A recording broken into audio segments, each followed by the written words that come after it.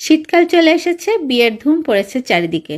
তো একটা গায়ে হলুদের প্রোগ্রামে অ্যাটেন্ড করব, মাথায় দিব আর্টিফিশিয়াল ফুলের খোপা। মেয়ের জন্য একটা খোপা কিনে নিয়ে আসলাম।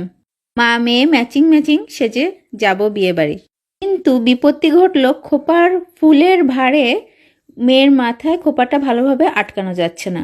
খোপা যেহেতু অনেকগুলি ফুল ব্যবহার করা হয়েছে, আবার ভেতরের কাপড় সব মিলিয়ে আর কি বেশ খানিকটা ওজন। এদিকে মেয়ে বাজার থেকে নিজে পছন্দ করে কিনে নিয়ে এসেছে, সেটা না দিয়েও সে যাবে না। ফলাফল কান্নাকাটি শুরু। কি করি অনেক ভেবেচিন্তে একটা বুদ্ধি বের করলাম, সেটাই আপনাদের সাথে শেয়ার করতে এসেছি আজ।